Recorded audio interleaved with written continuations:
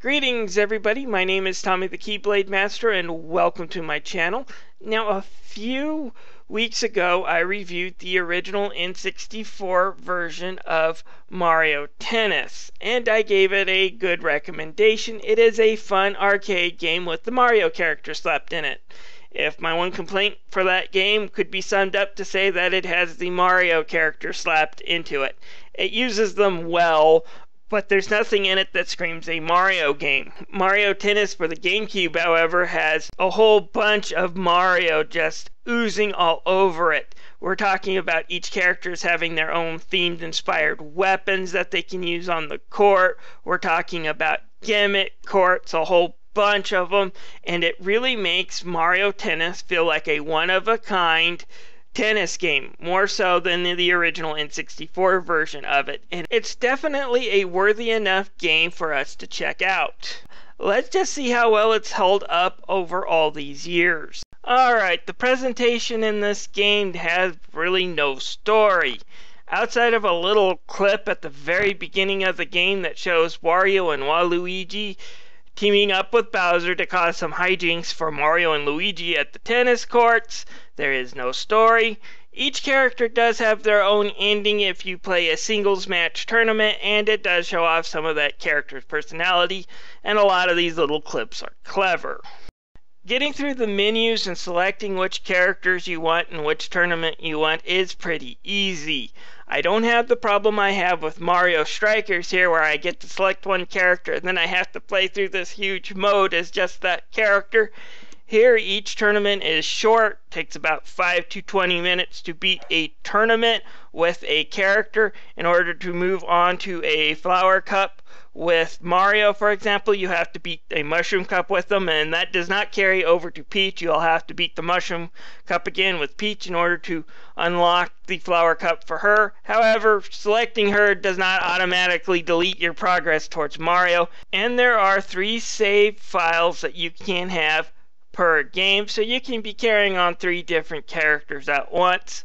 Overall, the game is just enjoyable. It's easy to use and fun to play. As far as the graphical presentation in this, it holds up relatively well, considering the fact that this is a GameCube game and it's pretty much in standard definition. If you have component cables, that helps out a lot, but the action is smooth. The character models still look pretty relevant and are pretty well animated, and some of the special effects still hold up today.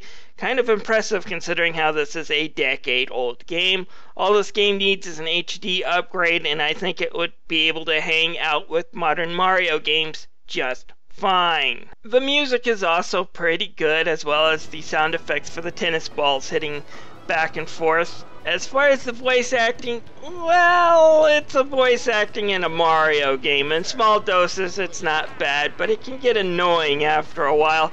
Some of the characters are, of course, way too towards one extreme. The women are, of course, way too cute, and that can be annoying. And, of course, Mario and Luigi and Charles Marionette voices are, again, done well in small doses, not in large ones. So the voice acting's not terrible, but it can be annoying sometimes. But it's a Mario game. It's what we gamers have come to expect.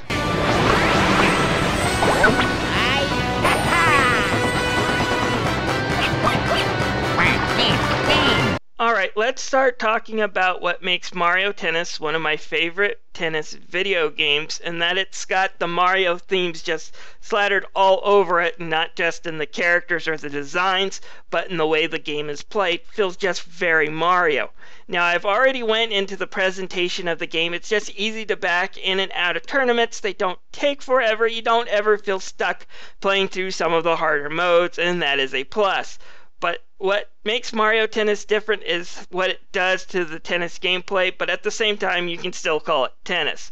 Alright, the basic tennis rules still apply here. To score a point, get the ball over the net, bounce it in the court, and have it bounce again before your opponent can hit it back to you.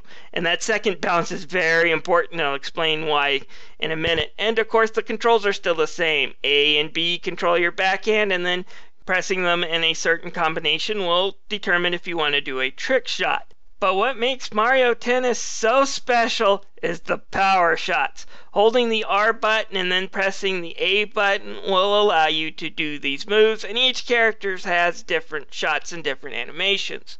When the ball is close enough for you to have hit normally and you do a power shot, something special will happen to the ball. Your character will pull out a giant hammer or breathe fire on it and then just send it rocketing back towards your opponent. Some of these shots can be a little tricky as well, and if your opponent hits it, they'll either find themselves being pulled towards the net or being rocketed back. It's a nice little feature and a nice little gimmick. If the ball is, however, too far away for you to have hit, or has even passed you and is about to hit the second time, and as long as it hasn't hit the second time on the ground, you're still able to use your power move to save the ball from hitting a second time and you losing that point. Now, this is just meant to save your hide for one volley. It's not meant to power shot the ball over like the other move is. It's actually extremely weak and barely gets it over the net sometimes. However, the surprise factor still enters here because your opponent might have put down the controller or has relaxed his guard, not expecting the ball to come back to him, especially when it looks like it's almost hit again. The surprise factor is very important here. My only complaint when it comes to either one of these power shots is that oftentimes you get them at the same time. So what happens is one person uses the power shot and the other person uses a power shot to return it over, oftentimes without the penalty approach if the power shot was more towards the attack factor rather than the defense factor, and it really does keep it from being as fun as it could. Hopefully they'll find a way to balance it out among the characters in the Wii U version if they bring this feature back, and I hope they do. Alright, outside of the singles mode, you of course have the doubles mode, which even doubles the ante, doubles the power, and doubles the craziness. If you don't mind a computer AI or have a friend to play with you, doubles mode is a blast to play on this as well. And if they had just stopped it there, Mario Power Tennis would already be a really great arcade, really fun, loony, goofy tennis game. But they upped it even more. They now have gimmick courts and its own tournaments with them. For example, one of these courts are based off of Luigi's Mansion, and you have to hit light bulbs or else the ghosts will stop and paralyze you. Another course that's based off of WarioWare has you hitting the arrows that will speed or slow down conveyor belts in your area. It's just a really, really fun, goofy ideas in this game, and I just enjoy it with the super moves, with these new courses, with plenty of characters to select from and some really great balance. Mario Power Tennis is really fun. My only cons with this game has to go with the fact that, like I said, oftentimes the super moves are wasted because you both unlock them at the same time and all you do is just kind of whack each other with the same move and nothing really gets accomplished. They're not used to their full potential, but it's a small complaint, far from a deal killer. I give Mario Power Tennis a 4.5 out of 5. Well worth seeking out if you're a fan of either Mario or arcade sports. Anyways, thank you for taking the time to watch my video review of Mario Power Tennis. If you're interested in my review of the original N64 game, feel free to click the thumbnail. This is Tommy the Keyblade Master signing out.